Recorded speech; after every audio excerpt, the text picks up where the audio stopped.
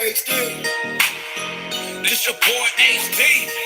Everybody get up on the dance floor and go, and go, and go crazy. And go crazy. And go crazy. And go crazy. Go, go, go, go, go, go crazy. Go, go, go, go crazy. Go, go, go, go crazy. All the way from the O to LA. Go crazy like a dum-dum. Eastside homeboy, where I come from. Dance on the floor till you go numb. No fighting, no hating, no red rum.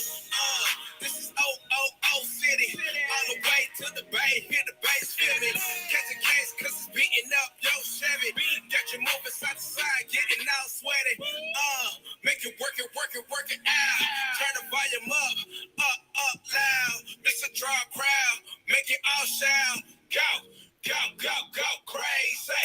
All the way from the O to LA. Hit play on the track and I'm ready. Like a quarterback, Tom Brady. Got you all in the frenzy. Go, go, go, go crazy. Go, go, go, go crazy. Go, go, go, go, go crazy. All the way from the O to LA. Go, go, go, go, go crazy. Go, go, go, go, go crazy.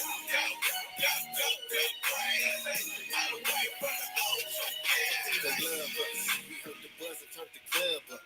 They tear the rugs up soon as we turn the subs up.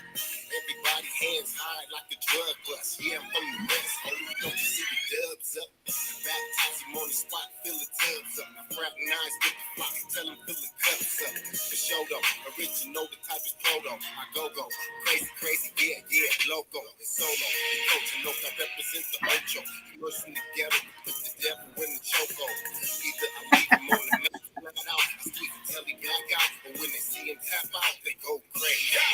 Go, go, go, go crazy. Go, go, go, go, go crazy. Go, go, go, go, go crazy. All the way from the O to LA. Go, go, go, go, go, go crazy. Go, go, go, go crazy. Go, go, go, go, go crazy. All the way from the O to LA. Go, go, go crazy. Go, go, go crazy. Go, go, go crazy. All the way from the O to LA. Go, go, go crazy. Go, go, go, go crazy. Go, go, go, go crazy. All the way from the O to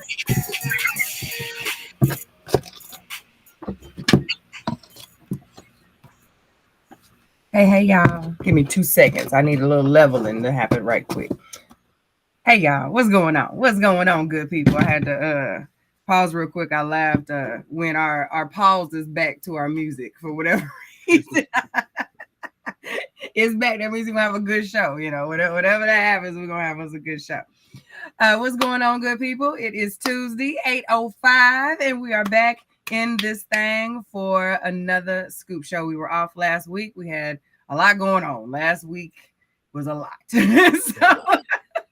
it was time for us. We needed to just put a pin in it for last week. But we are back, and we have got a great show in store for you guys. We are super, super excited about it. What's going on, good people? We got our people are in the building early, and I'm here for it. So I'm gonna take a pause real quick before I get into my normal things. Just say what's up to everybody. Hey, Kels. Hey, Ebony. KG. What is going on? And yes, sis, yesterday was. Hey, Lori. Yesterday was my 2-year lockversary, so I am going to fully take in all of the lock love for your girl on this evening. I appreciate that. Okay, because yes. Anyway, so thank you for that, and welcome to everybody for tuning in on this evening. While you in here, y'all doing what you're supposed to, saying what's up and all that good stuff. But if you would please, while you're here, drop your city and state where you are tuning in from, because that is our official what's up, what's happening. So please do that for us. And while you are down there, also hit that share button for us. Yes, sis, come through. Hit that share button and let your people on your timeline know where you will be hanging out, where you're going to be chopping it up and chit-chatting with the crew for the next little few minutes, okay? Because if they are your people, we are inviting them to become our people. They're good with you. If you allow them to be in your space, then I think here would be a happy place for them to come on and hang out for a little bit. So hit that share button for us and let them know that you'll be hanging out with the scoop, and we appreciate you for doing so. But we know you can't hang out for the full time. We're here for a little bit. So if you can't hang out for the full show, we completely understand. We want you to have a great evening. And we want to also invite you to catch that good replay. Okay. You don't have to be like, I wanted to hear that. I missed it. You don't have to miss it. Okay. You can tune in on any of our social media replay places. We're about to let you know this screen right here. Go on and swipe left or right, or however your settings are set up, and get that screenshot so you can lock in with the thumbs and the bells and the whistles on all of the social media sites and follow us. Okay, we're out here on YouTube at The Scoop Show. We're on Facebook at Real Scoop Show. We are on Instagram at The Scoop Radio Show. And we are on SoundCloud, y'all. If you can't watch us, if you can't stare into our beautiful brown eyes and chop it up and get the expressions, you can listen to us while you're at the gym, at work, getting your walk on, whatever it is that you're doing throughout the day. You can put us in those headphones, that AirPod, and keep the party going and catch that replay on SoundCloud at The Scoop Show. All right. Make sure you get that good old screenshot. Share that with your group chats, y'all. Because I listened to the scoop last night. Tap in, however, and listen. All right. In addition to having these wonderful replay options, we also have more ways for you to dig into the scoop. We are now out here. I needed that week. I think I needed that. We're ready to go. We are out here on Patreon and giving you 3 different ways to support the Scoop Show.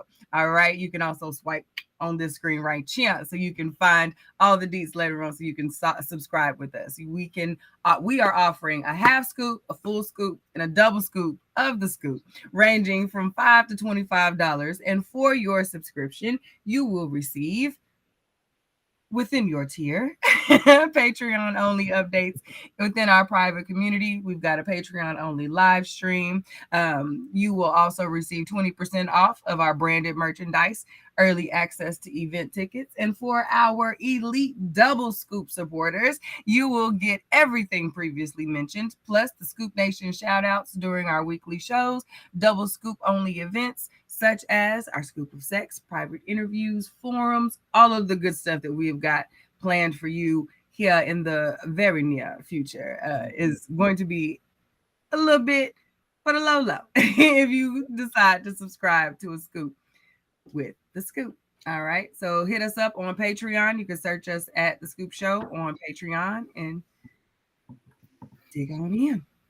Also, that wonderful agenda we talked about, this awesome show that we got planned for you, is courtesy in lots of ways, in most of the ways, of you. All right. Our wonderful, wonderful viewers, listeners, and commenters are awesome for sharing these threads, these memes, these conversations, the topics. Some of you have been very vulnerable and transparent with us and given us your tea. And we water it down a tinch so that, those who don't want to be identified don't need to be identified, but you share with us your stories and put yourselves out there to allow us to discuss them. And sometimes those conversations make it here to the Scoop. So we appreciate you. So whenever you see on either of our timelines, on all of our pages, you see that straight out of the inbox, you want to tap in. You want to see what the people are talking about, because this one is curated by the people. Okay, so straight out of the inbox, whenever you see that hashtag, or you can search that hashtag. You missed the show, you want to catch up, you want to know what we've been talking about, hashtag straight out of the box, straight out of the inbox. All right, and that's how you can catch up with what we're talking about on the Scoop. Tap in. Okay, well, that's all right. Yeah, that's all right. That's all right.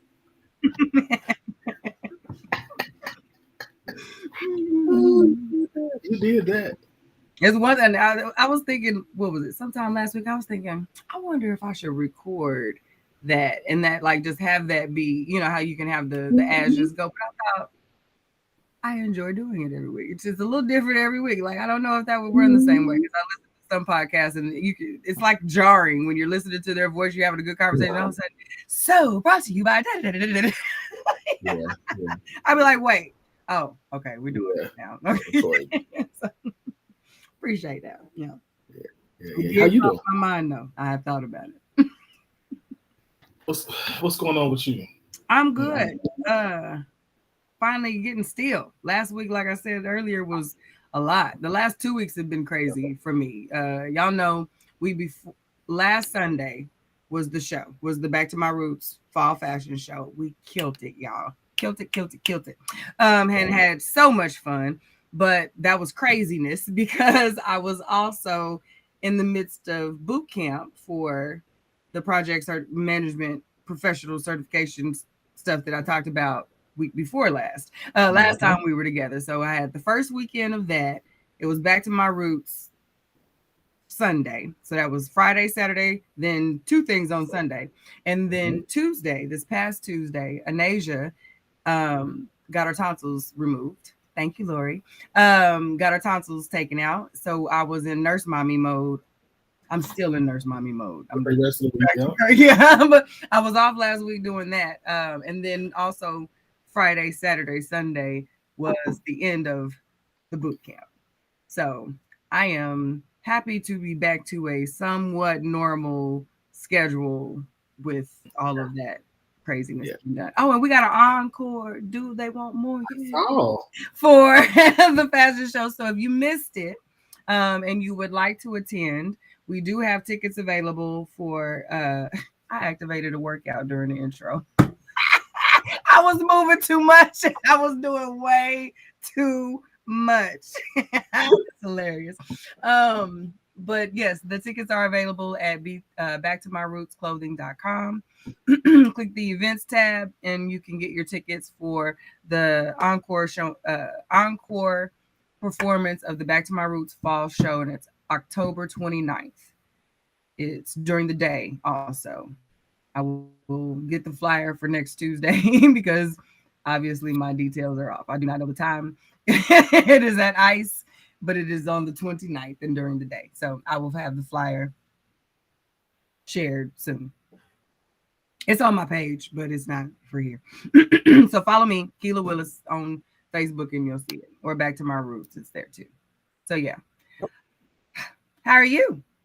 Now that I've given you my last, would feel like of life, but I'm good. I'm still trying to adjust to a new schedule, to a new normal, but that's what it is. Mm-hmm. A new good normal though. So yeah, it's good normal. I have no complaints. Let me say that. None at all. But so just trying to get used to that, and yeah. Now I gotta find $70,000. So yeah. I don't know if they lose that. I don't know if that get lost like that. Well, it's not lost so much, but I know what you meant. I'm just saying. I don't know if finding it is the right time. It's somewhere. It's out there somewhere. Yeah. So yeah, I gotta we've got a boiler issue I gotta figure out, but that's normal stuff. It's always the boiler. Always the boiler. So yeah, other than that, I'm good. Life is good. Family is good. Yeah. Y'all stuff, you saw my post, and we've been talking about this, trying to get my health and fitness back on. I have not been doing well there. But you gotta be graceful, which is you got a lot of transition, and then to try and throw extra discipline into the midst of chaos is kind of crazy. Yeah. That's kind of asking for a whole lot. I'm not tripping about it. I just, I can feel it. That's the thing. Like I know, like everybody else, I function better when I'm exercising and eating well. So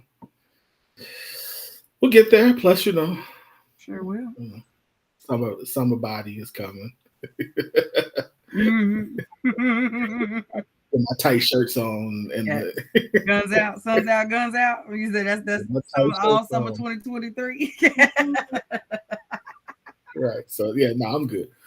All right, you ready to get into these topics? Let's do it. We got a lot. So before we jump into the topics that we have on the agenda, we got to throw in the one that's not on the agenda. We had, we had a pretty interesting last couple of hours, huh? We got so an update and a breaking news at the same damn time. Yeah. So the last couple of hours, we find out that first of all that both that Corey Hardwick, am I saying his last name right? I think it's Hardick. Mm-hmm. Corey Hardick and Tia Mowry Hardick have announced that they're getting a divorce, and then at the same time, right before, we find out that Tom and Giselle are hiring divorce attorneys that they're calling it quits too. Now I know we talked about Tom and Giselle a couple of weeks ago when Tom decided he was coming back. He unretired after he retired and promised that he would be home more. So we had talked about that a couple of weeks, and wondered what would happen because Giselle had been pretty quiet. Besides her tweet, "Go Tom," and and then Corey and Tia is kind of out of the blue. Obviously, we didn't know anything was going on to expect it. So, what are your thoughts? I was not really surprised by Tom and Giselle. Sis was tired. I felt Sis was tired when we talked about this a couple weeks ago. She's tired of having this conversation, and I guess he was too. So I won't be shocked if their reasoning when the paperwork gets filed is there's irreconcilable differences as well.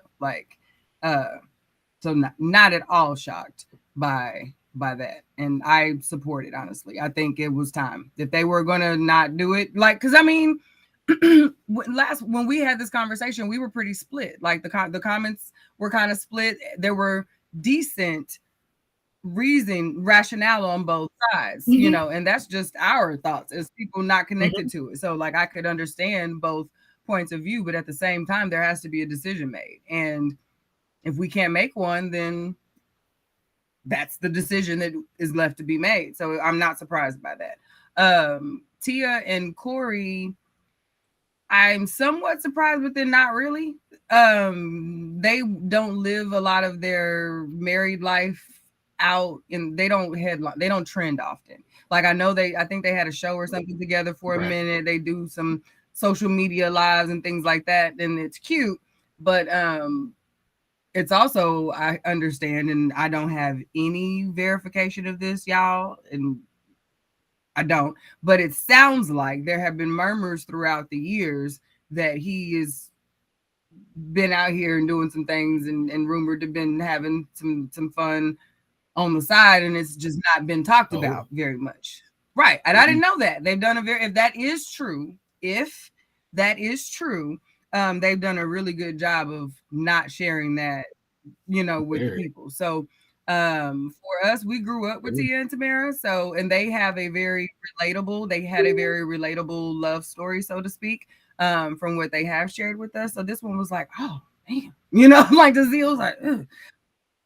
But their personalities have always seemed kind of night and day-ish to me. One of those opposites attract kind of connections. She's very bubbly and has all this personality, and she's Tia. We lovingly joke about, she's the black twin, she's the girl, she's the bestie. So and he's been cool. He seems like a cool dude. I don't really have nothing to say about the dude, but again, we don't see them often. He's an actor, and he was Tia's husband. To me, he was Tia's husband. So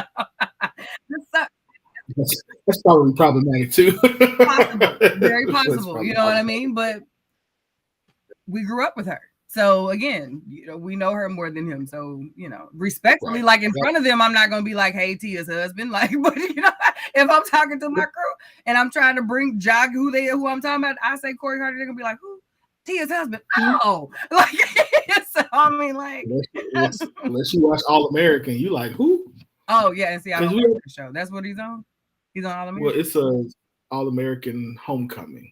Yeah, I don't. It's a Netflix series. That's been going on for a long time, and I'm behind. The whole He's new, so he's like on the Homecoming series. The original one, he's not on there. Oh yeah. But the Homecoming one, he's on there. Gotcha. He plays the baseball coach who is having he's got multiple personality disorder, I think, or something like that. Okay. And so now he's off his meds and he's starting to. So yeah, so okay. I hear it's a dope show. It's just one that I didn't catch during the pandemic. I didn't catch up on during that. So I did This Is Us over All American. So I'm gonna have to wait till my next vacation to catch up on All American. Watch Homecoming. Yeah. Okay. Watch Homecoming. You might not. The other one is all pretty mostly football, but so you might not like that one. But bipolar. Thank you. Bipolar. I'm sorry. Okay. But yeah, so it's the Homecoming one is HBCU. They're the HBCU. And yeah. See, I like teen angsty stuff too, so I might dig the first one, and I like football, so I'll check it out. It's like, to me, I was like, this is like the Black Beverly Hills 90210 with football. I'd probably dig it then. I ain't even gonna lie. I'm a 90s baby, kind of like that. I'm like 80s, not that cusp, you know. So, you know. Yeah, but I agree. I'm not surprised with Tom and Giselle. I'm saddened, but I mean, when he made his choice, you knew she was going to make her choice. Mm-hmm. And so if this was her choice, I mean, okay, this is, I think again, I get why he wants to come back and play. I just think that it's very difficult. I think it's very difficult when you give your word. When you give your words. I just read Kel's comment. Kel. Oh. Which one? She's like, baby, the water is not fine. Yes, I saw it. She said somebody told him about the baby pool. Yeah. Yeah. When I first saw the Tia and Corey one, that was my initial thought was, ooh, I wonder, does she know? Does she know how hard it is out here for a player? Like, whoa, it ain't gonna be easy for either one, but yeah. What is this? KG says Tom is trying to get traded to Miami so that he can get into ownership. She has to relax. And there was another Tom trying to get in. I didn't know that about ownership. Even so, I'm not co-signing this. She has to relax, but I am. I didn't know that about the ownership conversation. Yeah. I mean, he's been trying. It's been rumored that he's trying to get into ownership and he wants to move there because that's closer to where they live. Oh, okay. But either way, she wants you home. She wants you home. And being close won't work, and he gonna need ownership coins, so that'll work. How many kids they got together? 3. I think it's 3. I mean, they good. Yeah, they all right. But I'm just saying, like, that's good. Move on closer to home. That sounds good. Ownership will be good for you too. But yeah, because I think that the culture's so open and free now that people don't feel pressure to make it work. I can agree with that. Yeah, I agree with that. Yeah, I don't know if that's good or bad, but I can agree with that. It's accurate. Mm-hmm. All right, so yeah, that's what we just found out. All right, so speaking of which, in the same vein, let's just keep going. Since we didn't have a show last week, we didn't get to talk about this, but let's jump into this. Ime Udoka, coach still of the Boston Celtics basketball team, was suspended for a year because it was found out that he was having, when they first reported it, they said it was a consensual relationship with someone in the organization and that he was also making inappropriate comments to a woman in the organization. That was when it first broke. What we have since found out, or what was reported, and by the way, he is in a 10 plus year relationship with Nia Long. They have one child together, I believe, and then she had just relocated to Boston for them to live together, and he didn't tell her that this was all coming out. Yeah, the woman who coordinated her move was one of the women he was. So then it comes out that one of the women that helped coordinate the move was one of the women he was supposedly messing with.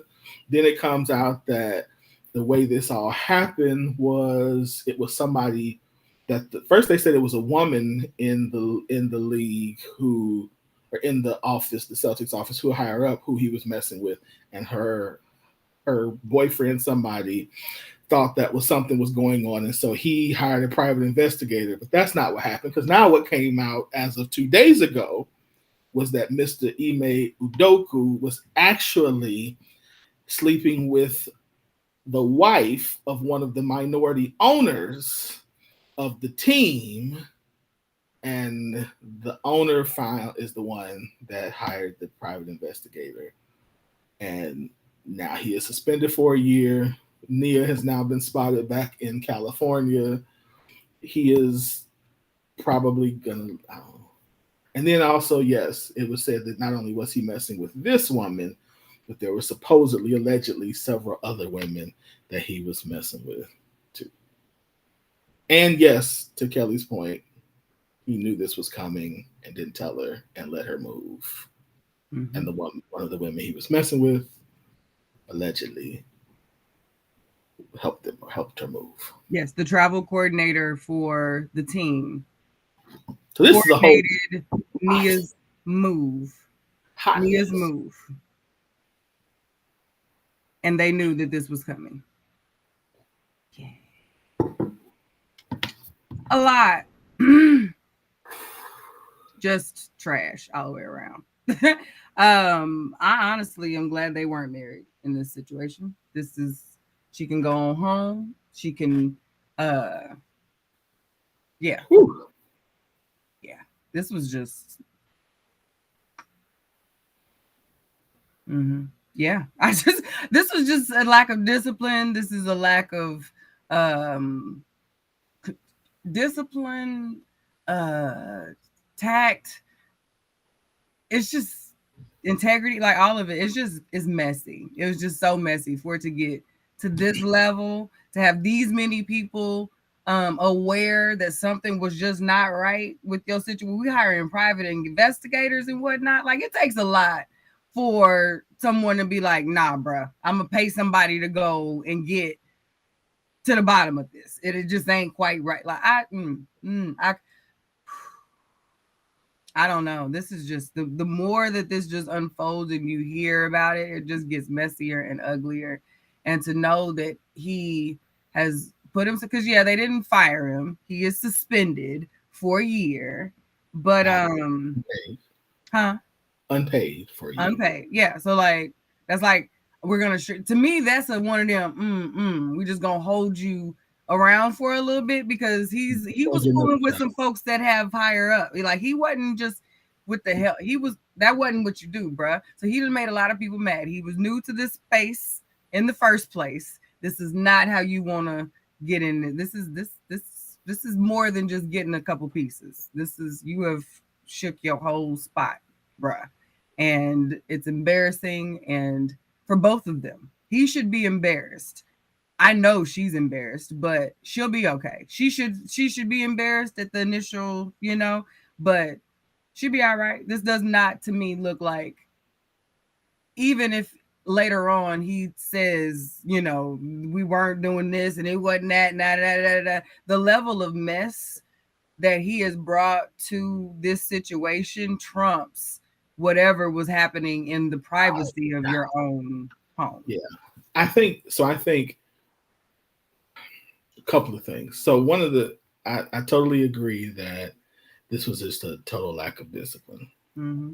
Like total lack of discipline. I'm not condoning infidelity at all. But if you're gonna be an infidel,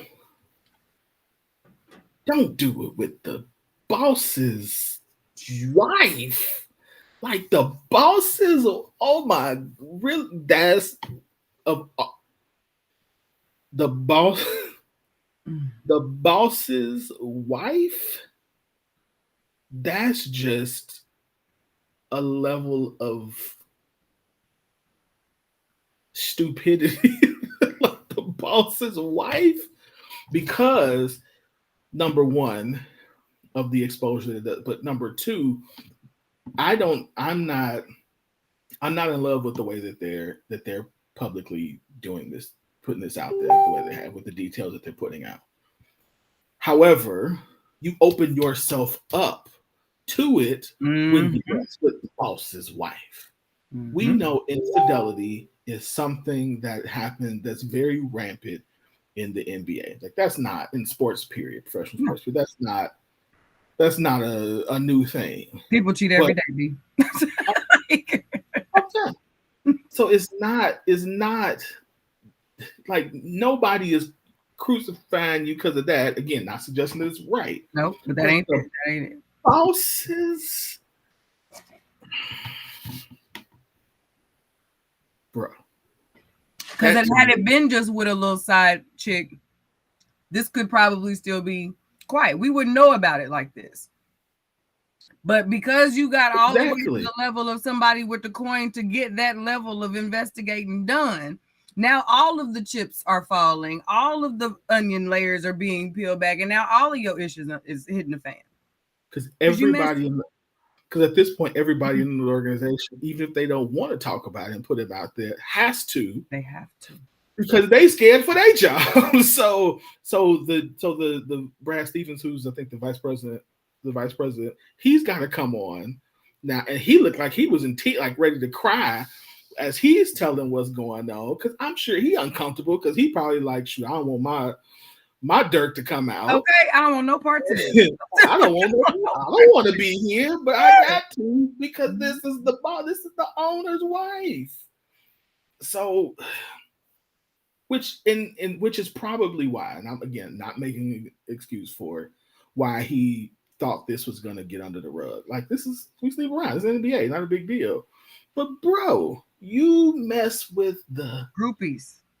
you mess with the owner's wife. Like the owner could have been doing it, and we don't. You know what I mean? Like, but not with like. There's a level of pride that you just now you can come on. So yeah, This is not a good look. Not a good look. that's smart. That's smart. That's smart at all. So I don't get it. Kelly said I don't know why they didn't flat out fire him. I know they didn't fire him in my opinion because this hurts worse. Mm-hmm. Mm-hmm. He's stuck because isn't he in a contract until they release him? Don't you sign a contract?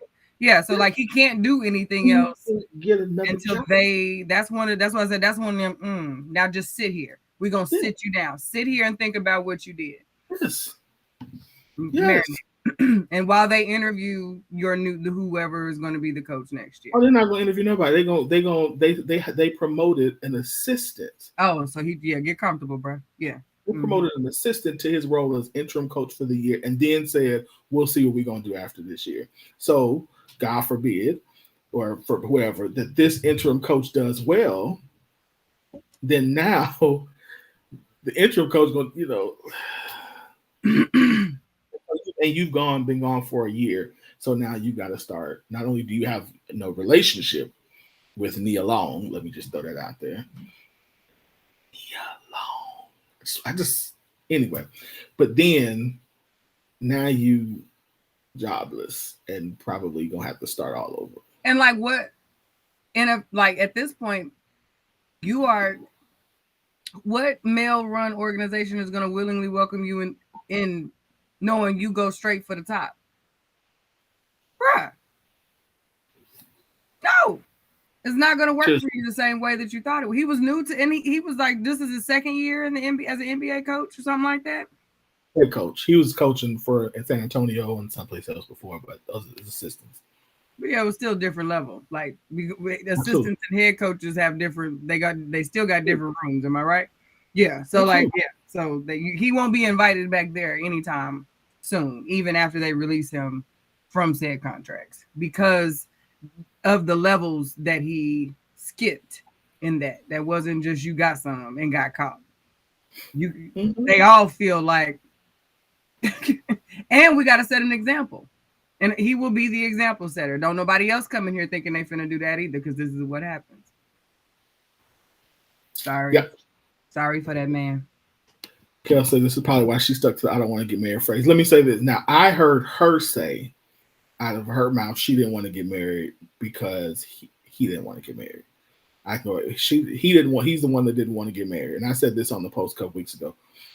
He's the one that said he didn't want to get married. And so she said, I heard her say, "Well, we got what we want. Like I got what I want. We got the relationship. We got kids. We're fine. So I'm cool with it. We'll probably never get married." So if either way, from my understanding, she said. But when I the point of me bringing that up was, I said when I heard that, I thought that was a red flag. To me, that was that he wouldn't want to, because they've been together for a very long time. You've been married. You've been with her 10, 11 years. Yep, and have a whole child. Yeah. So everybody. Yeah, Shaquita. They're gonna need a break. Everybody gonna all of a sudden need to focus on their families and take a break. They're gonna get one last big deposit, and it's gonna be let this last for a while, and I'll holler at you next quarter or so. We'll see what it's looking like. We'll see you after. We're gonna see you after Valentine's Day. After all the family stuff is over, all the wives stop looking and showing up to everything. We're gonna see a lot more. We're gonna get real familiar with these NBA head owners' wives and whatnot. They're gonna get real visible. Watch. Everybody got doing joint accounts and shit. No, I'm playing.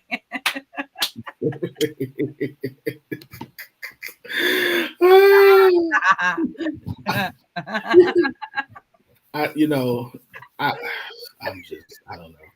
Again, I do think that as bad as it is, it was stupid. It was stupid. It was stupid. It was stupid.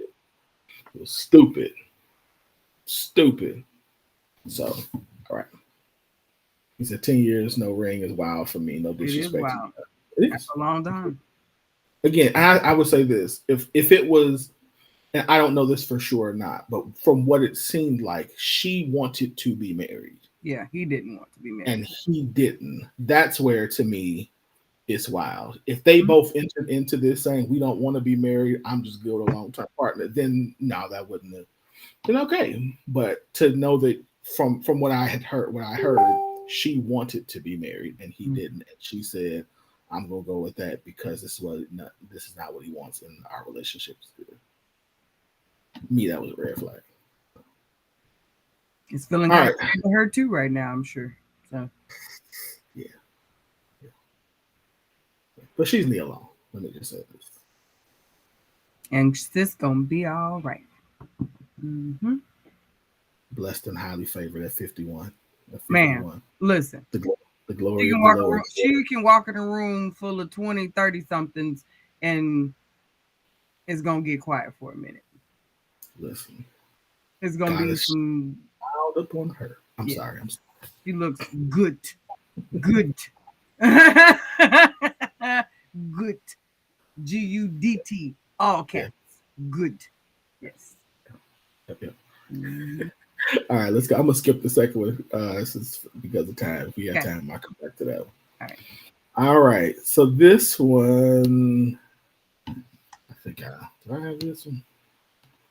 Yep. All right. So I post this. So did she overreact in her response, or do her feelings seem valid? Referring to the person in the blue. So let's just say we're assuming. I assumed the person in the blue was. I asked about what her response was, or that was a woman. So let's just assume he is the gray. So he says, "I miss you. Can we talk? I really want to see you." Her response is, "What are we? I don't understand our relationship. Sometimes we're friends, sometimes we're more than friends, and sometimes I'm just a stranger to you. 1 minute you're talking to me as if I'm something special, and the next minute you're talking to me as if I mean nothing to you. One day you pay so much attention to me, and then the next day you completely ignore me. Don't ever hurt my feelings because you're unsure about yours. Grow up and talk to me when you're done treating girls like you own them. So, did she overreact? Are her feelings valid? With what we've seen and what she said, it sounds as though she's sick of it. The whole "I miss you, I want to see you, can we talk" leads me to believe they haven't been in communication. And this is not the first time. Like, this is a part of how it works. And no more of this. She's kind of over it. And And so she kind of made it real plain for him. And I don't really blame her. I can't really, and I don't really think I kept, I read through some of the comments on the thread, and some people were mentioning, like, I think it was like she said it was harsh, or the tone and the way that she said it and all that other, it was like, or it felt like I could have gotten, like there could have been, like she was coming for him, so to speak. And I honestly, when I broke it down like sentence by sentence, I don't really get that. I get it was direct. Now towards the end, she was over it. Like, don't come. She was being very clear. Don't keep effing with me like this, because like I see it. Don't do this anymore. But at the same time, I didn't feel that as disrespectful. I didn't feel her response was disrespectful. I think she was sick of it, and she needed him to understand, like, I see it, and this isn't how I roll. So either figure it out or leave me alone, because I miss you. Can I see you? That's what is this? You know what I mean? So, and I think this happens a lot. This happens a lot, because we're told as women to let him lead, to not do too much, not assume too much too soon, not ask the what are we's, let him, you don't want to come on too strong because you're needy. You want to let him chase you a little bit. You don't want to be like all of these ways to hook him right, keep him, all that's true in context, though. In context, but like I'm saying, if she was attempting to do all of this, yes, and he's not, he's manipulating that versus really leaning into it, then hey, bro, I see it. Stop that. You know what I mean? Like, no, if you're gonna date me, or if you're not, leave me alone. Go play with them. And I'm not mad at that, like, at all. No. So when I posted this, I initially asked, how would you respond? I was so confused. That was the message I unsent in our chat too. I was like, I just realized we all answered that wrong. Like, I was like, yeah, because I think I don't think I've ever been the person that ever said something like that. Like what she said? Yeah, I don't. I think I've usually, when I feel like that, probably have just checked out, which is not healthy. I mean, just throw it out there. I usually check out because I just don't chase well. Yeah. So, and to me, that's the feeling that I get. So my pride doesn't do that. But nevertheless, I've received that before. Maybe 2 or 3 times now that I think about it. Maybe 2 or 3 times I've received messages like that. And each time it's made me reflect on really the first question, like what am I doing? Because I remember in one instance, I thought I had articulated what we were doing and where we were going, but because it was asked early, in my opinion, it made me kind of question what was going on. And then in another instance, I can remember we had broken up and was trying to figure it out, and it wasn't getting figured. So it was just like this holding pattern of what are we doing? Yeah. So it made me say, this ain't working. And then in the third instance, it made me say, like, I realized I hadn't articulated because I didn't think I needed to articulate it, because it was what's understood need not be understood. Yeah, my actions. Yeah, these are my actions, and I remember saying, like, okay, this is where we are, and this is what I'm doing, and I asked the question, what was it because I didn't say it that made you think that? Because we are exclusive. I'm not saying anybody else. Like, all of my weekends are with you. Like, we lived in different places. So it's like, so I made it very, like, in my mind, this was something that I didn't need to say, do you want to be my girlfriend? And so it was just like, okay, so that's why I wonder how a person reacts to seeing that, or to seeing that their person says that. Because to me, it's like, if I really care about you and you say something like that to me, it's going to make me want to be super clear in a way. Well, either way, it was now time for a very baseline kind of conversation. Completely. Right. Yeah. Right. Like we need to be clear. I need to have the conversation with you. I need for us to get into the details as best as possible, so that way we're both on the same page, and then I can make a determination as to what I want to do, and you can too. Yep. So to answer your question, do I think her emotions were valid? Always. I think all emotions are fine. I think that I always say that I think emotions are great indicators of where we are, but they're terrible masters. So we don't want to let our emotions lead us, rule us, but they're given to us for a reason, to let us know what's happening to us internally and at times externally about how we feel about something. So I think they're always valid. And I don't think anybody's emotions should ever be invalidated. But I think we should learn how to process our emotion and make a decision. So I think it was Shaquita that made the comment that he should have been canceled. That's could very well. Because if we Ime and Nia Long, and we 11 years in, and I'm asking this, we don't even have a conversation at that point. No, we're the question is that. But if we're 3 months in, right, and you asking that's a different context of when you're asking, and is that really the time to ask at that point? So, and she didn't, and what she described was also like there were some really positive times in that. So, and who knows what was being said to make those times when it wasn't necessarily ideal for her supposedly okay. Whereas it's because it takes a while before a woman, I'm not going to speak for men, but it takes a while before a woman starts to really add the dates up, like to go back, because she'll go with a flow until that point where something just like, wait a damn minute, like, okay, now start scrolling back through them texts. Okay, that was that time, and we had done. Get that, start flipping them pages, swiping a couple.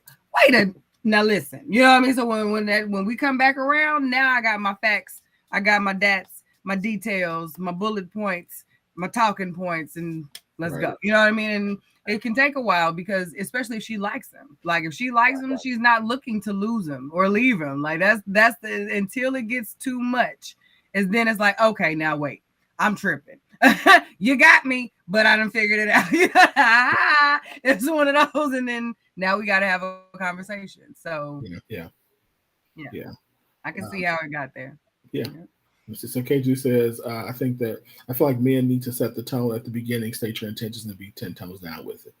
I agree with that. I think that you should, but I think that at the beginning that looks different than late. You know what I mean? Like later on. Obviously, I think I've always been one that says like, I don't, even though society is like, hey, when you're not exclusive, you date. Like I've always been like, listen, I don't do that. If I'm talking to you, I'm with you. Yeah. If that don't work, I'm gonna move on, because I'm trying to get to know. Like I've been that up front, but at the same time, don't assume that means that we get married tomorrow, or that even I want to get to that place. Yeah. But I think to let it be known, I am in this season of my life, I am dating with the intention of looking for a long-term partner. Right. Is that you? I think that's fair. I think it's fair to say, hey, right now I'm just out here kicking it. I'm not. If you want something serious, I'm not him right now, because I'm not saying I'm not going to ever be serious, but I'm telling you right now, that's not what I'm here for. I'm for the streets. Yeah. And that's where I'm gonna be. So I think as he's correct in that regard, that we should as men say that up front. I totally agree with that's that. way more respectable than you winging it and just figuring it out as we go. Might not ever be ideal for a woman who is wanting long-term dating, but I can guarantee she would much rather, she's going to respect you being honest with her and allowing her to make that decision to move on and save her time. Absolutely. And listen, and in the seasons that I wasn't that guy, it was very much so like, okay, this is, because I ain't always said that up front. Sometimes I've been like, I'm dating for something serious, and then I was like, but you're fun. Right. So, and I have. You just kind of said the same thing. Like I've had women tell me they just want sex and change their mind. Yes, it happens all the time. But the whole point is you had that initial conversation and that initial understanding that we both agreed to, that this is what we were going to do. Now, if you change your mind after the fact, now you've changed the parameters in which we originally agreed, and that wasn't what I was here for. So it looks like that we had a good time. I gotta move on. But I'm gonna move on because we already had this understanding. So I don't hurt your feelings and do more damage than you just being like, damn. Right. You know what I mean? I'd much rather be a damn than a like the sound of my name. I don't want to be that person. So be honest. Since I've been in the blue, moving forward, my number one rule is never assume anything. I need it clear, black and white. And you know what? And that's what I learned. And the person that I asked, when I asked why, I realized that for a lot of people, that's what they need. Heck yeah. And so I was like, okay, like that made sense to me. And so I remember, like, I remember with Jamie, I was like, hey, do I need to like say this, or is what's on this, is what's, she was like, no, we good. I'm like, okay, as long as because if I need to say it, I'm gonna write you the note. But no, we good. Okay, cool. Check that understanding though, because every woman is different, and some things speaking, it's understood. That's why I said that whole what's understood need not be explained is like as a conundrum in and of itself. Some stuff does need. It does. And, I mean, if you're in that phase of communication where that's the case, that's fine. But especially when you're just starting out in a relationship and you're just starting dating, you don't know that person well enough to assume anything. So everything should be questioned. Everything should be, is something that you should like follow. Hey, when you said this, is this what you meant? Like we don't communicate. We don't know each other well enough to assume our communication yet. Yeah. Well, when I say no, like you cannot know if this is the person that you're going to want to do it with. But like we were just discussing, very well if you're even trying to do that at all. Like that's we can know that much to know if we want to even go further. That whole a lot of the times people use the newness as the excuse to ride it as long as they can before they have to own up to the fact that they are doing more than what they've set that play. You know what I mean? So like there is still room for you to set an intention early on. Absolutely. Not saying it's going to be a long-term or permanent intention with this person, but you can be very clear about what it is that you're here for. Absolutely. Yeah. Absolutely. What's up, sis? Hey, girl. Hey, Mike says, as a whole, we need to redefine relationships. Everything around us is advancing and changing, so relationships should as well. Yes and no. Mm-hmm. Yeah. I was waiting for your response on that to see how you were on that. Yeah, I think that we do need to redefine relationships in the sense of, but I think that's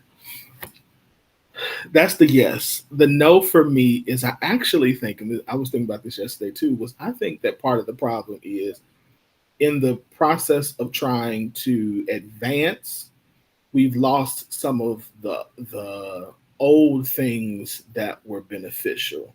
Mm-hmm. So we threw out the baby with the bathwater, and we should have some of that stuff we should have kept. Mm-hmm. And I think one of them is the way that we dated or that dating was done. And we've talked about this before, and the intentional communication that happened before there was expectation of anything. Mm-hmm. Like there was the expectation, like now it's like, if I ask somebody, a man, the question like, how long are you waiting for sex? If you get a group of people to say a month, you've done something. Yeah. Yeah. Whereas, it's like, but in 30 days, how many conversations, deep, intimate conversations where you've had where you actually get to know this person? They're like, oh, I don't know her that well, and so it's like we've kind of jumped into something that, for all intents and in most instances, kind of pushes us from, I don't want to say slows us down, but slows us down from developing the kind of intimacy that's necessary for deep, long-lasting relationships. I agree with that. Yeah. So that's why I say where my no comes in is I think we need to go back to that, back to the phone time, the talking, the falling asleep on the phone, the stuff like that, the dates, that preceded or should have proceeded because it didn't, not every time. But the fact that we just jumped straight from you cute, let's jump into bed. Yeah. Yeah. I do also agree that relationships are evolving. I think we as a community are evolving. So it's only right. All of this is going to, our families are evolving, our relationships are evolving, our the way we work, our friendship, everything is evolving. And it's only right that we address relationships in that. I think the thing that I've I think the main thing is that there's a lot of change happening at once, and everything is affecting everything at once, and nothing has had a chance to really settle. If we all did this evolution, and that as a community we decided we're going to not do this and just do this, and then we'll come back after we finish with this process, and then we'll do another, then that would be different. We'd have a different conversation. But we have different levels of individual shift happening, while we've got an economic shift happening, an educational shift happening, a political, a society, like all of these things are in flux right now, all while trying to find one person to do it with. That's also influx. So that is really where I think the majority of our confusion is lying. It's not in men and women don't, black men and white women don't like each other, and we can't find, we at a war and all. That's not. We are in flux, and it's like balls now. Everybody is doing their thing, but we have this magnetic need for each other. But I think that we have really shifted what that need role is right now. And we're satisfying the most basic, the most fun, the most immediate feeling of connection, and constantly missing that true thing. And all, not just, you know what I mean? We're missing the thing that really glues us in, that locks us in, because we're so busy after the quick, because it satisfies the checkbox for that rotation. You're checking this. We're not giving any real time to the thing, the relationship. It's checking a box. Oh, well, good night. That was fun. That was different. Oh, that was, and it's a physical thing that's getting done, and not the us work. But that's because we're still us working. I can't give you that to work with because I'm still working with that. We're still covering that right now. You're not ready for that, but this body ready, baby. Like, give it 3 days and this body is ready to be out here. So that's really what I'm watching. Like, when you observe, that's kind of what I think the reality is, we've got to be honest that even that work that's being done, like as we're doing that, that's part of what we need to see. I don't know if you saw the post. Jasmine made a post today. Did you see her post about asking wives if they could do it over, what would they do first before they got married? Did you see that post? I was like, ooh. I read that post today, and I had to literally pull over and just read. I was sitting there like, whoa. I mean, all of it was on point, but it was, after I thought through it, I thought, man, these ladies are doing the work. And I hope the brothers is doing the work on, because you have to think, though, these are women who are saying, if I would have known, this is what I would have done. So that is I was not ready, but I know, like, I identify with that deficit, and I am willing to feel that. You know what I mean? And you think how much of them was put on hold. These are women, and then when they started going through, and you started hearing how long they had been married, or how much of their, and at what age they got married, and how long, and then they had, these are the things that I would do different, or would do better, or do first. That's all that was put on hold. I was like, whoa. Prior to that, I'm either doing, pursuing, manifesting, like. Yeah, I was like, whew. And there's that right there, posts like that underscore why the tone hits the way it does. why it feels the way it does when you read it outside looking in. You have to see that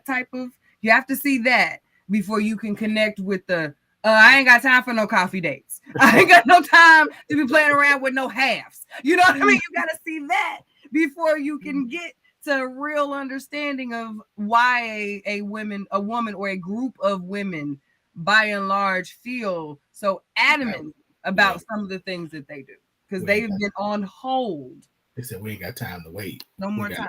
No more time to wait. We ain't got time to waste. We got stuff to do, and we are catching up. Yeah, I read it, but it did not shock me. I was like, I wasn't shocked. I wasn't shocked. I was like, yep. I'm glad you read it. I hope other fellas did and received it, like absorbed it, as opposed to, yeah. I said, ooh. So yeah. All right. Did I miss any comments? Hold on. We did. We had a couple come in there. Okay. I think we're good. All right. Let's get to. Oh, here. Let's do this one. We don't put this one off for 2 weeks now. Let's go ahead and do this one. Okay. I believe every woman should experience being all alone. I mean, nobody texting or calling her, paying her own bills, pampering herself, solo dinner dates, gym, lots of prayer, meditation. This helps build undeniable strength. The reason why this is important is because if she doesn't know how to be alone, then she ends up tolerating things she doesn't deserve because she fears being alone. A woman who can be alone is a dangerous breed, and because she knows how to be alone, no nonsense will be tolerated. Many settle due to the fear of being solo. You got this, sis. So the question is there value in being alone before in a relationship? Are these lessons built? Love tough. I like that. For tough, love tough. I like that. All right, what's your thought? I agree wholeheartedly. Actually, I think we have been indoctrinated in a lot of ways to prepare ourselves just enough to be prepared to move and be taken care of by a man. And there is a lot of value. There is a lot of learning and understanding to be had in spending time with self. Many of us waste a lot of our time, a lot of our how's Demetria call it? We waste a lot of our pretty, the best parts of ourselves, the softness, all of that, figuring us out and also figuring out how to be the best for someone else. And these types of situations forces us to show up for ourselves, to identify what our needs are, what our wants are, our desires, our individual fires, what lights them when no one else gains or loses from them. There's value in that. That is how whole people show up to join partnerships. And with knowing how important the woman is to a partnership, her being whole is so important to that being successful. So I think this type of preparation, and then having a community that supports that level of preparation, you're going to see a community change, because we are the caregivers, the nurturers, the first teachers of the community. Having women who are strong and soft and have the space to be all that we were meant to be and know what it looks like to do all and care for self is powerful. No one can lose with a community of women who know the value of themselves, in my opinion. So I think this was very much on point. Yeah. I so when I initially read this, I thought this is something that I've told men. Like, I've said this to men before, but I've never thought, I don't think I've ever encouraged women to do it. Mhm. And I can say I never encourage women to do it because from a cultural standpoint, I know it is more difficult to get married the later we wait. And so I've sat with a lot of ladies who are like, man, I should have went ahead and done this early. I had people who early wanted to, but now that I'm getting older, it's become more difficult. So I was kind of holding that in the balance when I read this, and which is partially what made me post the question. Want to talk through I it. think if we provided more space to do it, it wouldn't take so long. If we provided more If space, our community like provided early on, more support and space for young women to actually spend time with themselves and learn themselves and do the same thing that we encourage young men to do during that same time period, they'd probably get done around the same damn time. And everyone could go forth and multiply, be fruitful and multiply and have a good time. Mhm. But during a Yeah. woman graduates, if she goes to school, the majority of the Mhm. time they give you that 4 years and you either come out with a husband or a degree in preparation to find you a man. So, but what I'm Well, saying, if you gave yeah. young women 18 to 25, 26 to freely figure themselves and do all of the things that we high five and co-sign young men to do, there's a very good chance that they be, if not ready, very much closer and they be leaps and bounds more prepared for that level of readiness than what they would be at 19, 22, 23. It's a totally different level if that support is provided as opposed to her having to run, hide, play, code switch with these different, all that other stuff. Not saying even be out here having your whole phase. That's not even what I'm saying, but freely figuring yourself out the Yeah. same way that we give space and support to young men to do. No, That's why KG, I'm not. that's why I look, when you said that, that's why I was like, But if because she did, I don't think that, and the reason I was like, because I don't think that we do a good job of encouraging young men to find themselves. I think we encourage men to get out there and sleep with and have their whole phase, and that's what I don't think is healthy. I do think that if we encourage the community, to your point, to use that time to get to know yourself, to travel, to get you, like, I do agree. If we said this is the season of your life where you need to get grounded in you before you started trying to invest unimaginable amounts of energy and resources into somebody else that we want you to do for the rest of your life, yeah. then I think that that would I totally agree with you in that with that.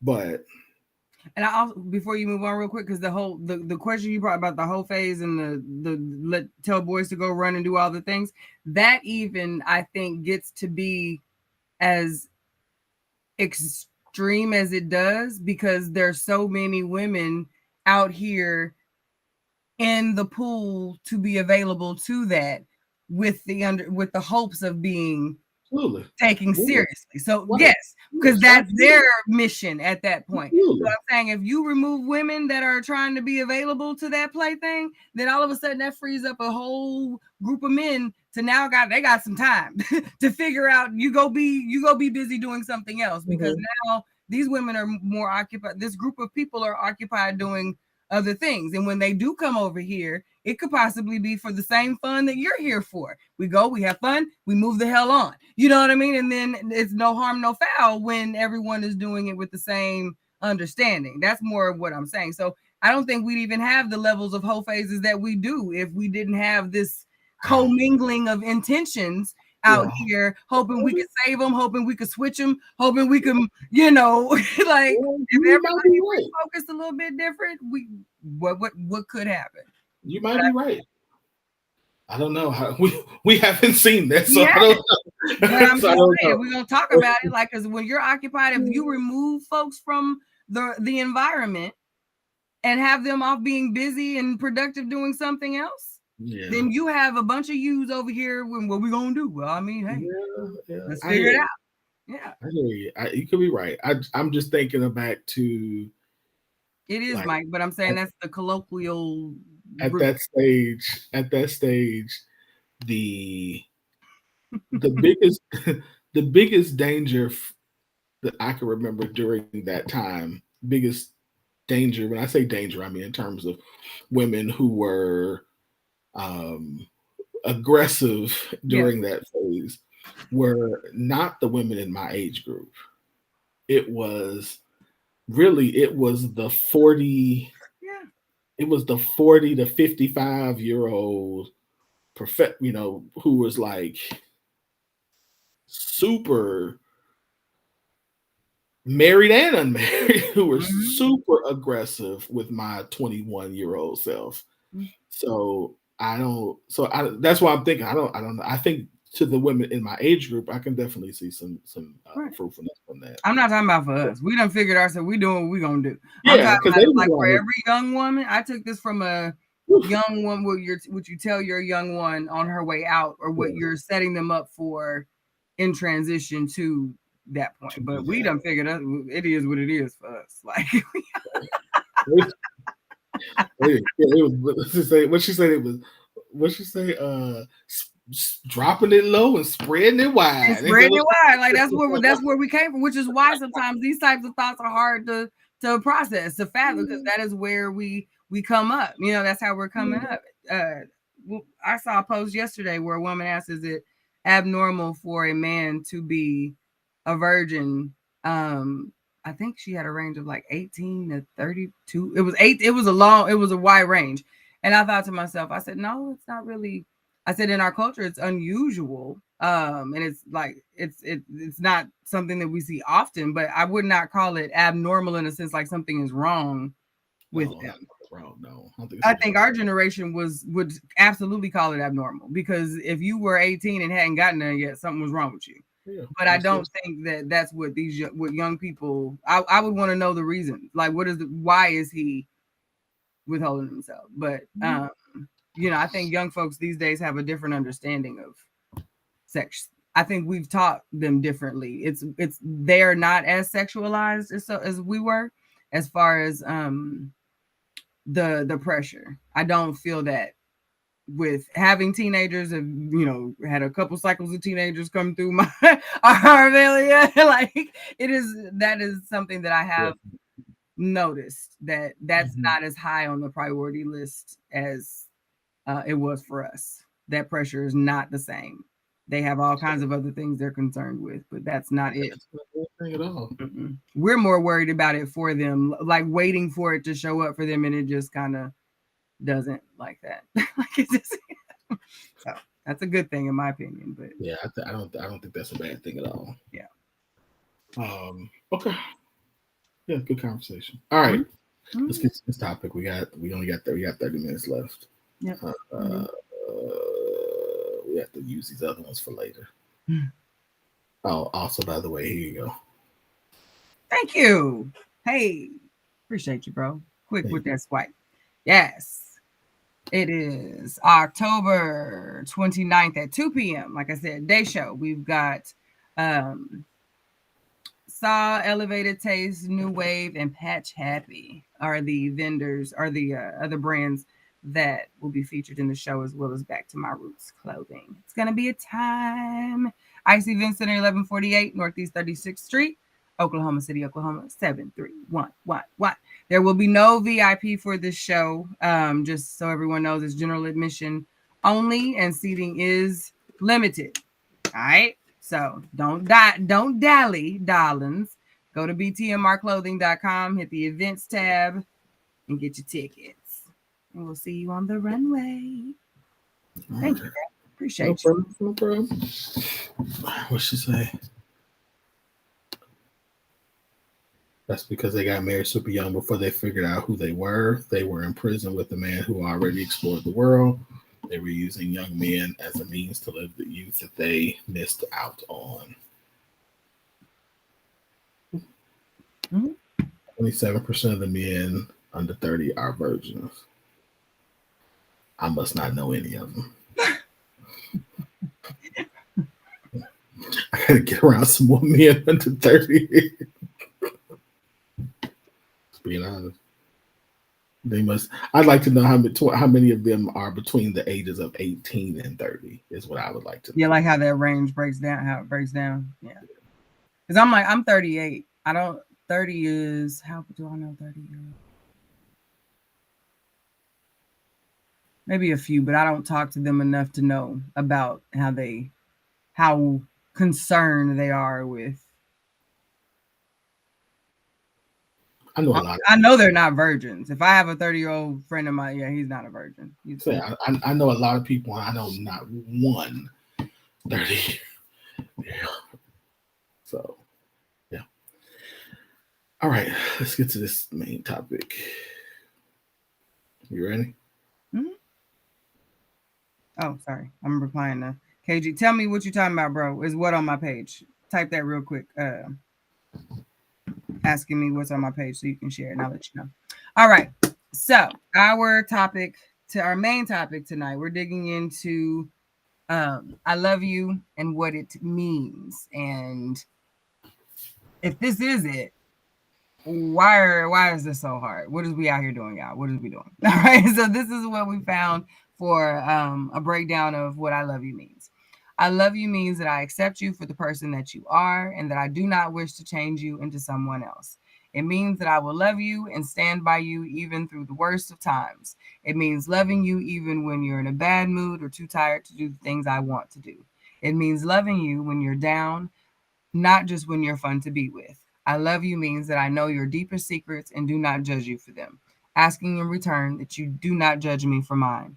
It means that I care enough to fight for what we have and that I love you enough not to let go. It means thinking of you, dreaming of you, wanting and needing you constantly, and hoping you feel that way for me.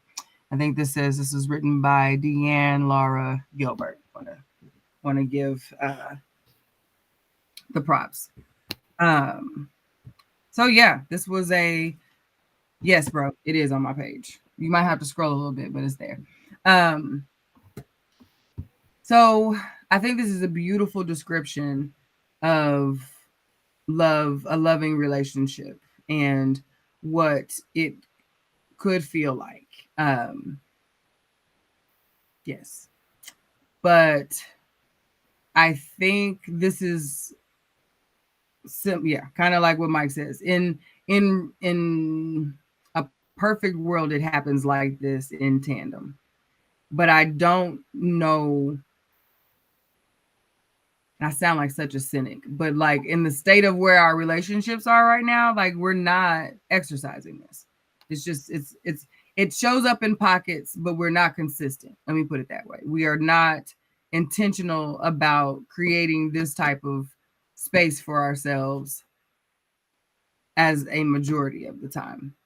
And I think that's kind of frustrating, but I believe that this is beautiful from a definition space. But what is keeping us from attaining this? I don't know. I'm gonna think on this one for a second, bro. What do you think about this? I started answering before I went to you. I need you to.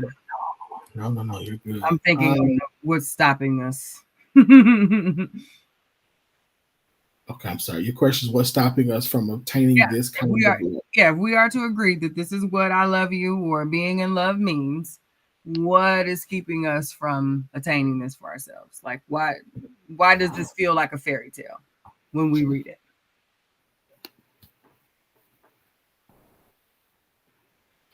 Because we have made love, I think because you answered your own question, because we've made love a fairy tale.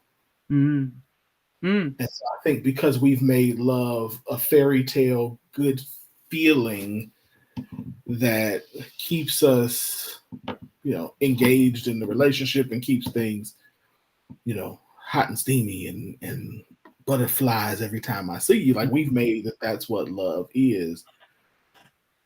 And the reality is love is more ugly than it is pretty. Or just as ugly. And when I say ugly, I mean it's sacrificial when you Yeah. don't feel like it and they don't deserve it, more just as much as it is butterflies. Yes. And so I think that's what makes this feel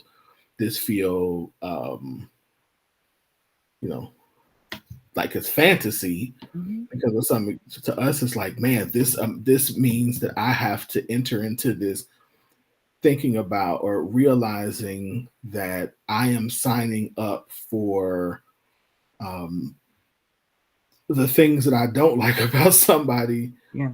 more than I am signing up for the things that I do That I like do. about. And I Mhm. think that's what makes it hard, because initially we don't know, when we fall for somebody, we fall for them for the things that we like, that we see, that we like. We like how they look. We like how they dress. We like how they talk to us. Right. We like to have fun with them. We like that, The that we share surface. similar things together. But then we realize, oh shoot, there's these set of things that are completely opposite of what we like, and these come along with them. And once we start to find those out, they become louder Yeah. Yeah. Yeah. or Yeah. just as loud as the thing, because now it becomes hard to see all the things that I do like when Because I'm this thing confronted is right with here. things Yeah. that I do like, and it's like, ooh, wait a minute, but this is the same person who I was in love with, and Hmm. I couldn't get enough of, and now I want them to just get the hell away from me. So, Yeah. Yeah. Yeah. I do. I agree with you. I what do agree. I think it is. We come into it. in the world? Oh, sorry, the tea bag busted. Oh yeah, I've had that happen. Yep, not tasty. Uh, but I agree. Come into it. We come into relationships looking for our fulfillment, Yeah. and when it's our time to show up for someone else, then we're okay with it for a minute, or when it's convenient. But when it pushes and it presses and it does me in a way that doesn't, similar to how we have the submission conversations. You know what I mean? Everybody's good when we all in agreement. But as soon as it's something I don't agree with, then wait Mm-hmm. a minute, hold on. I have notes. You know what I mean? And then we start debating on what we're doing there. So it's the same thing, I think, when it comes to um getting into the relationship. And when you the first time you realize, oh wait, oh that's a thing. Like you do this ain't the first time. Okay. Then we start checking. We start removing check box. Like now that's a problem. Instead of we catalog this as just this is a part of my person. This is Mm-hmm. this definition describes, well, that's just my person. Oh, he's so that's just Johnny. Those types of people. But whereas the person is like, oh, here they go with this again. Girl, I don't know how you Right. like that is the difference. And I think it also goes back to the point I made earlier as far as us all being an influx.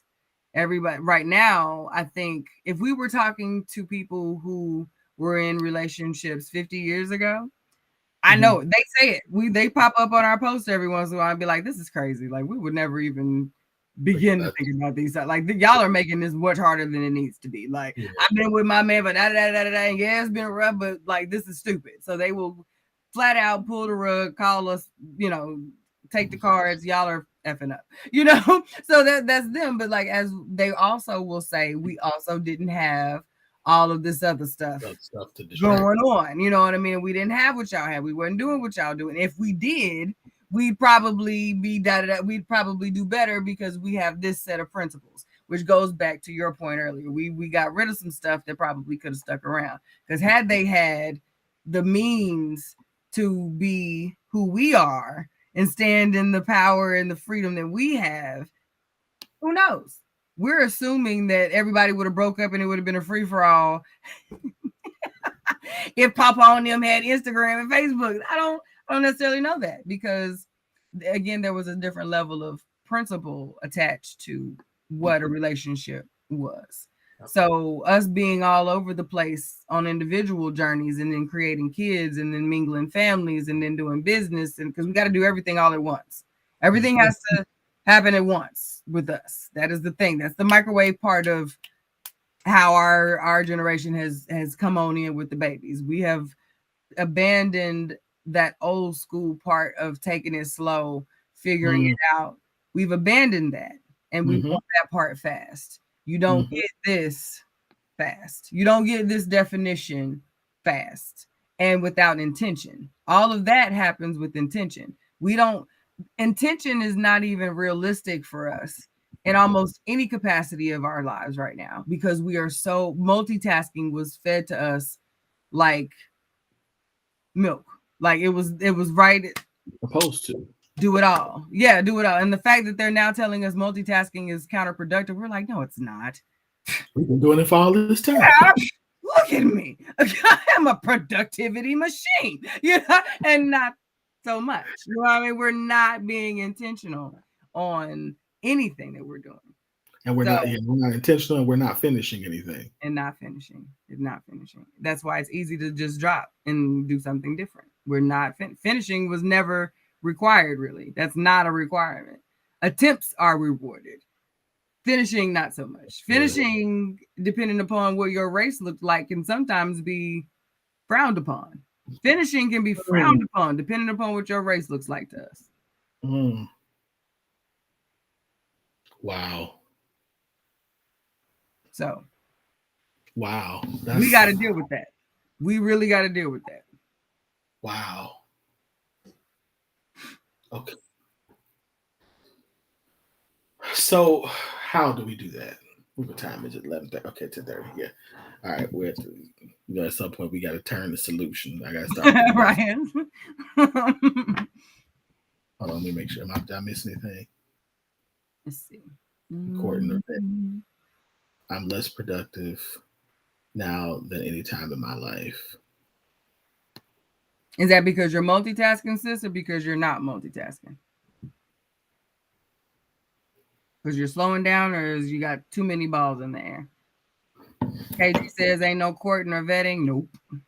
Mike says it can exist, but it needs to be adapted to our lifestyle today, i.e. social media advancements in technology and the changes that have occurred in social norms. Both. Okay. Felt, sis. Understood. So I actually understand that too. Me too. Both, because I'm gonna come back to Mike's comment, because there are times when I feel like I'm not multitasking, that I'm working, that I'm this thing I'm making progress in, but it feels like all the other things that I'm supposed to be doing are not. Yep. And so it feels like I'm getting further behind. So I feel that. Yep. But then when I'm multitasking, there are times when it feels like nothing gets done and I'm just juggling all of these things. And you're exhausted. You have the illusion of productivity. You're busy, but ain't doing that. Well, I'm doing something. Like I'm responding to emails, but I haven't resolved. Like nothing is done. Right. You did 10 emails, but there's still 40 left. You did, you sent, Or I've done 10 and there's 40 left, but of the 10 that I've done, like I'm okay with having 40 left if these 10 resolved my budget issue, for example. Now done, but it's like the budget, I've done these 10 emails and we still ain't resolved that. And I still got 40 that's the part that bugs me. Like, if I'm gonna do this, let me finish this. Yeah. And then I could move to that. That's when that's what gets me. That makes sense. Mike Canby needs to be adapted to our lifestyle, i.e. social media advancements and technology and the changes that occur in social norms.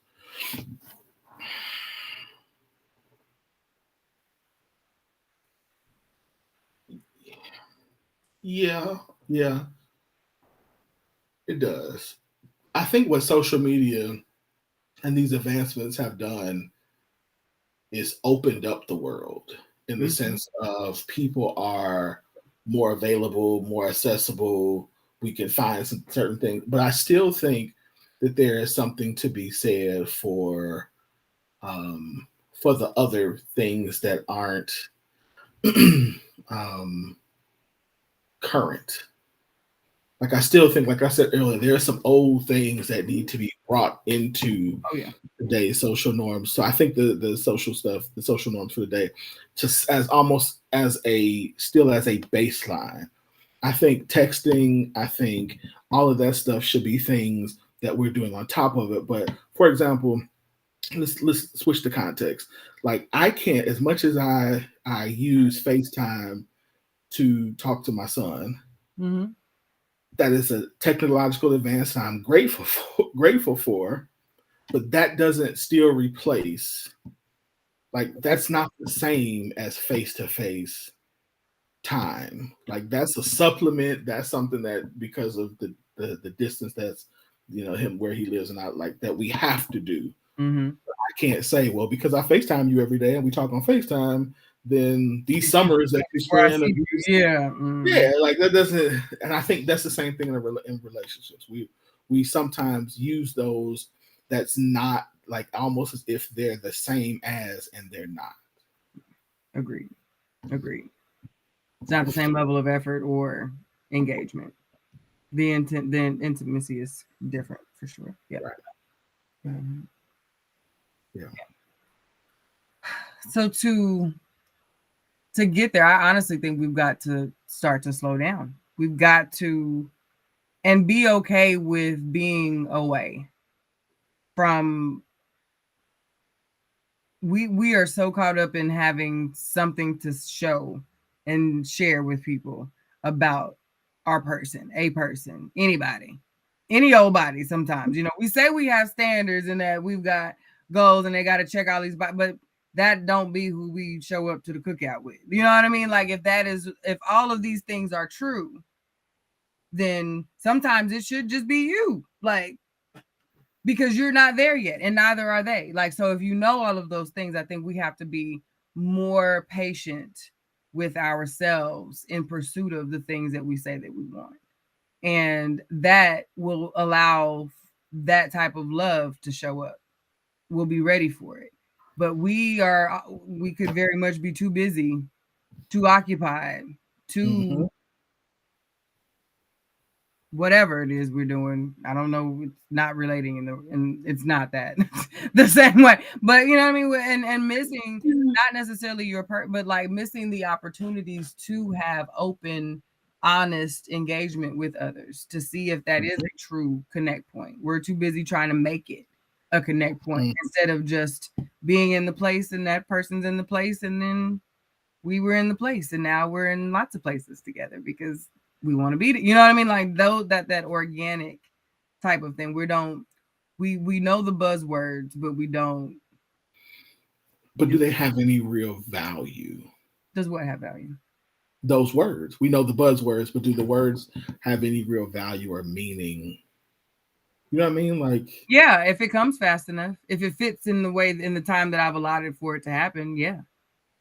But if it doesn't, then those buzzwords become BS. And then I'm mad at everybody whose buzzwords worked for them. Like, that's just where we are. We are at a very, I tried that. Oh, that's good. And it ain't work.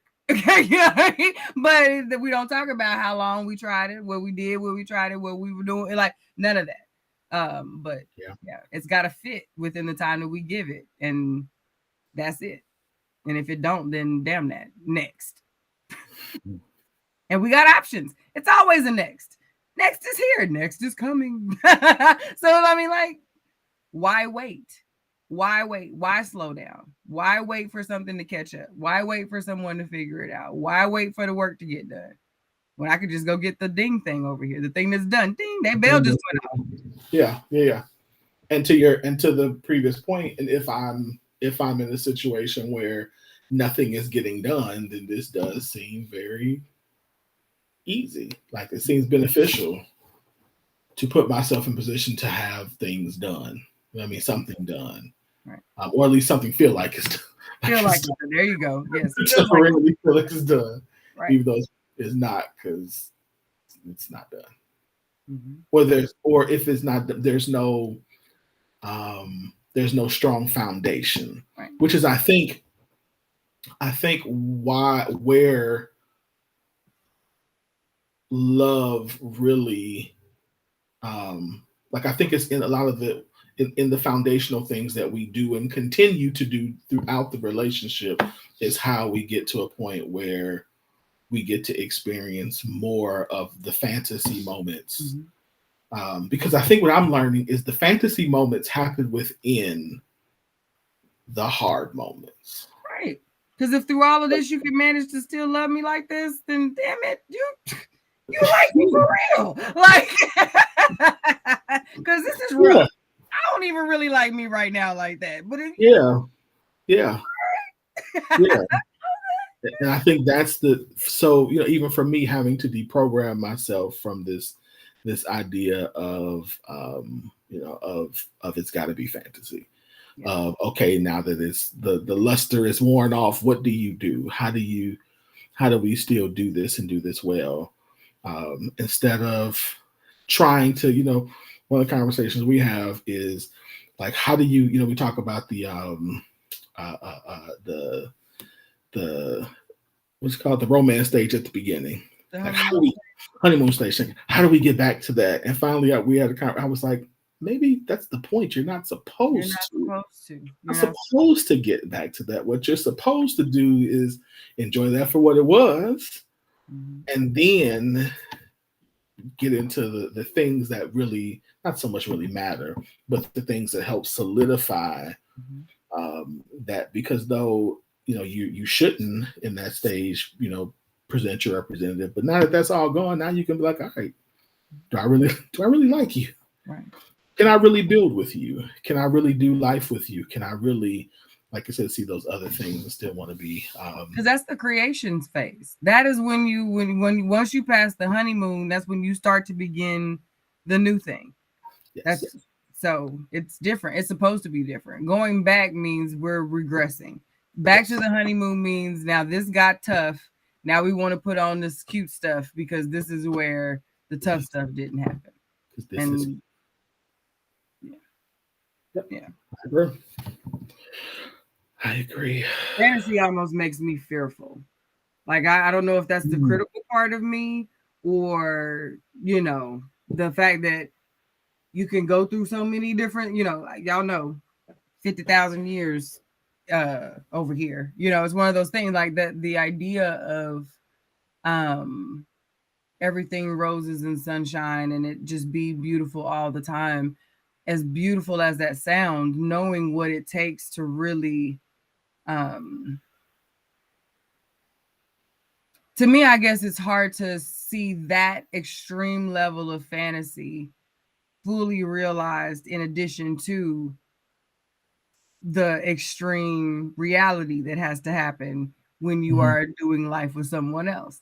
You know what I mean? So like it's just one of those it feels cynical, but at the same time it's grounded very much in knowing what it takes to do that. So it feels you want fantasy and beautiful and always to look at your person and you always want that. That is and I think in some spaces that will always be, but setting that expectation that the majority of your time together is going to always be the soft pianos in the background and the beautiful soft light like that. I don't think that's realistic, and that's not being cynical. I think that's just being honest. You can have two people who genuinely love the hell out of each other and they are each other's favorite person, 10 toes down, and you give me 1,000 of the most amazing of whatevers and I'm gonna choose my boo every time. That is going to be the thing, but they won't tell you. They will also tell you that every day is not amazing. You know what I mean? Like every day is not amazing. We got some tough stuff and we are just a regular couple out here loving each other and I'm still think my person is the ish. Right. You know what I mean? And yeah, Right. that's gold, I think, because that's a lot of weight to carry for both people to create a fantasy, to be in fantasy mode, and to what I mean, that's a lot to create a fantasy and then to receive fantasy all the time is exhausting.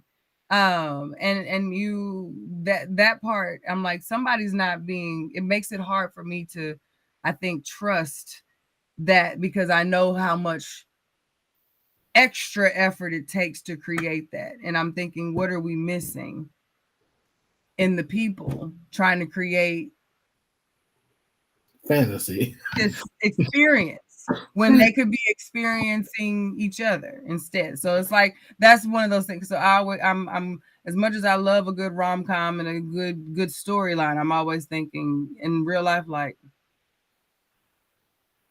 you don't want to set folks up. And I think we do a good job of that here. I try to just be as grounded as possible. Like, yes, you deserve all of the wonderful. We deserve all of the most beautiful ideas of what love should be and is. However, comma, that's not the norm. that's not that's not the norm. Not like that.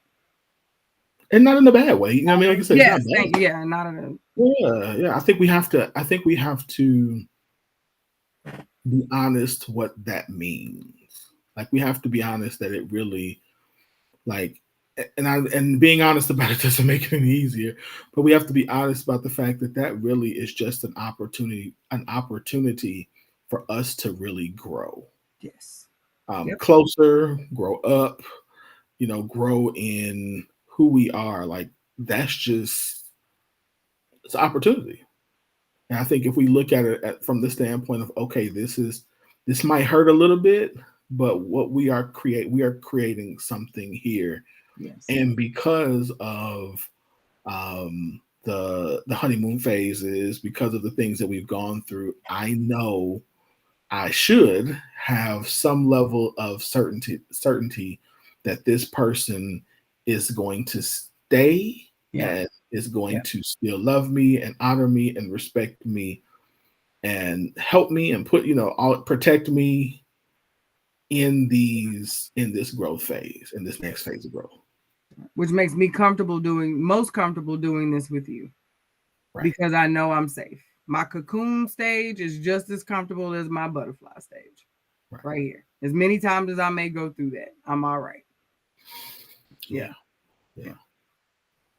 I think that's a different perspective of love than, than yes, Chiquita. Yes. butterflies and not feeling like I'm not loved and all that, and I can't grow and all that. No, you can grow. It's good. Yeah. Yep. It's just exhausting how we can get along swimmingly without constant thrills and frills. It's needed sometimes to keep it spicy, but I don't have the mental capacity to be on every day. Because you shouldn't. Because you should not. And I love a good thrill, okay? And frill. I love me some thrills and frills and all of the bells and whistles, okay? Spoil me, soft thing me, soft life me, please. You know what I mean? Like, I'm all for that. But that, there is a level of expectation that comes with setting that up. And I think we get really sidetracked with that, seeing everyone's highlight reels right now.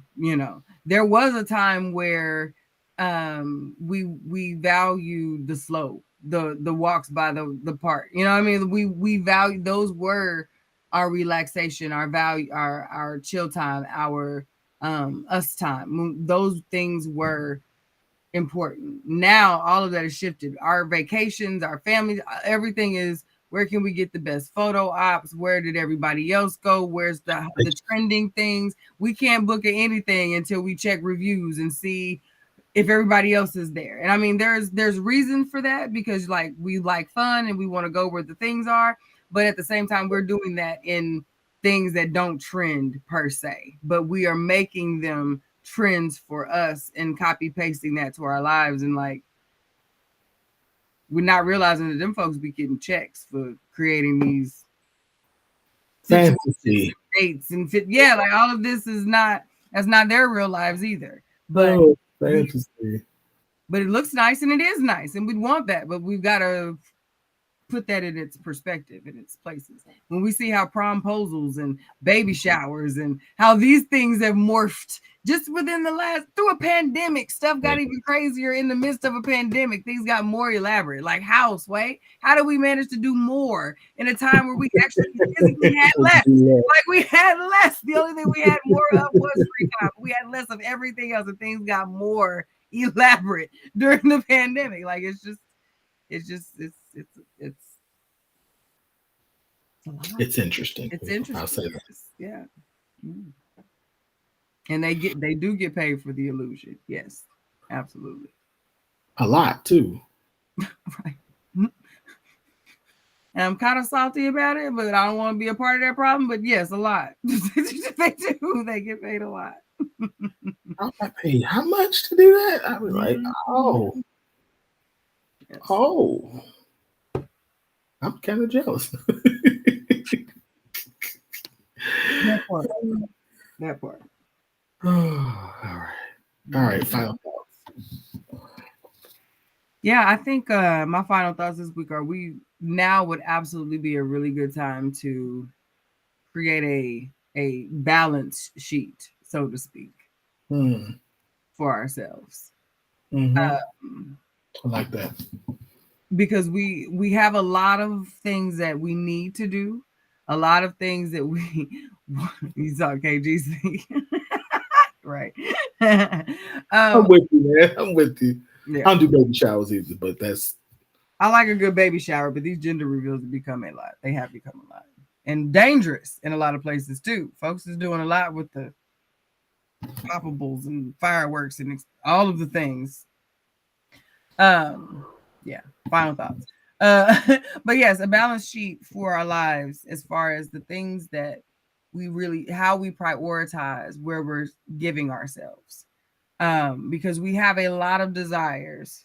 We have a lot of expectations of what folks are to give to us, and to provide for us and to feel for us and to, show up for us in ways. I need to be able to see this in action and all that other stuff. But sometimes I think those things can be being fulfilled, but because our focus is somewhere else, feeling something else, we miss it.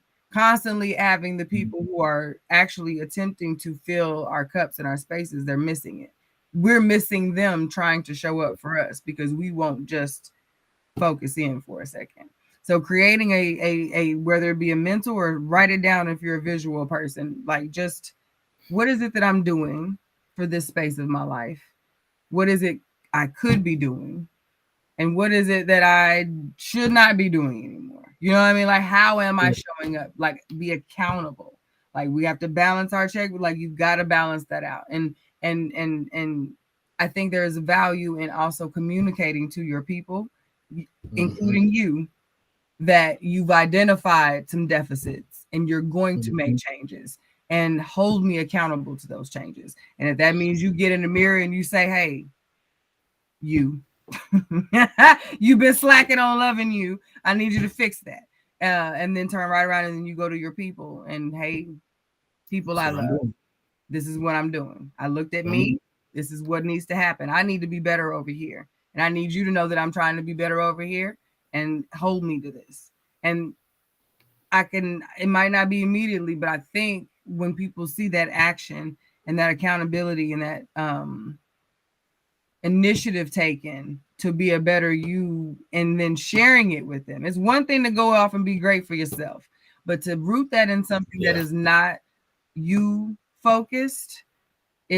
I'm also doing this because I think it's going to help us become better, whether it's your spouse, a friend, a family member, your coworker, like wherever you are lacking, you're showing up not fulfilled. That'll change so much for your relationships. And I think that and it'll change so much for how much you trust yourself. We've kind of lost a lot of trust in ourselves because we're waiting for everyone else to tell us that thing is good. That validation has come in so many different ways now. We have so many opportunities to be validated. We have forgotten to do it for ourselves. And we also owe ourselves more than what we're doing because we're trying to do it for everybody else. So I think we also got to be honest that we've been so validated that we refuse to even look at the places that are wrong and ugly for us. So we don't. When you balance it out and you see, I thought I was killing it, but I need to know I'm not killing it. And tell the people that are directly affected by your not killing it. Yeah. I know I was acting like I was killing it, but not so much. I know, and I'm on it. You know what I mean? That does a lot. Or even you think, like you said, or I might be killing it over here, but I'm trifling over here. Yep. That's okay. Time to look at yourself. Okay. Yeah. Get information. Yeah. My final thoughts. You said something a couple of times that I really think is good. You talked about slowing down a couple of times, and I think that's what you were just getting at. But I think that's very good. Just being able, especially towards the end of the year, as we get into the end of the year, thinking about how can I slow down and ground myself, ground my relationships, so that I can really show up well. And I feel that, especially given the season I'm in, I've been asking a lot of questions about, what needs to let go, what needs to hold on, what, all of those kind of, like, how can I reposition myself to make sure that I am being the best me, the best partner, the best son, the best brother, the best, everything. Everything, right. So that idea of slowing down, I think really resonated tonight with what we talked about. Because I think also from pretty much all of the topics, I mean, I think that one of the things is slowing. If you are living a right pace life, you make better decisions. Yeah. So even going back to the Tom Brady, the Giselle, the Ime, and Neil Long, like, some of this is just, if you're just moving way too fast and not thinking about the long-term effects of your decisions. Because if you do, you don't sleep with the owner's door wife. So you don't think about that. You don't do that. Nothing of that was critical thinking. There was no critical thinking that went into those decisions. Yeah. I make much better decisions when I slow down. Mm-hmm. So yeah. Yeah. So that was it. That's all I got for tonight. Good show. Mm-hmm. Good show. Good discussion. Hey, Cicely, y'all, did you see what happened to her? Huh? You see, she had an accident, car accident. This weekend? It was. I have not been really online for a week or so. So if it happened here recently, I've probably They 2 tried weeks. to. I haven't seen it. Yeah. I'm sorry, sis. You all right? They tried to get. I said, "Oh no, oh no, I do." Mm. I do. Mm-mm. So yeah, Sharon Carr, we're glad you're doing well. Yeah, the protection around just this. Yeah, so we're glad you're doing well. Yes. And recovering well. So yeah, Love absolutely, you. absolutely, definitely. Thank you everybody who tuned in. We had couple of new people, new Thank y'all. faces, Yes. a couple of old faces that came back. So it's good to see. It's always good to see KG, and yeah. So her body was hit by a car. Oh. Yeah. Lord have mercy. Oh, I thought they hit your car. Oh, No. they hit. Okay, Her so they hit. physical body. Yeah, we're gonna put that good old. We definitely want to. Yeah, definitely. Okay, I thought it hit her car, and which caused. Okay, no, totally different. That is different. Mm. And exponentially scarier. Definitely scarier. Of course, sis. I did not even know that. So, all right. Everybody stay safe. Please be safe. Please be safe. Yeah. Y'all have a good rest of your evening, good rest of your week. Q, I appreciate you, of course. And we will be week for another great show, another great topics. Keep them coming, y'all. Peace out. Keep them coming. Night. Love is forever.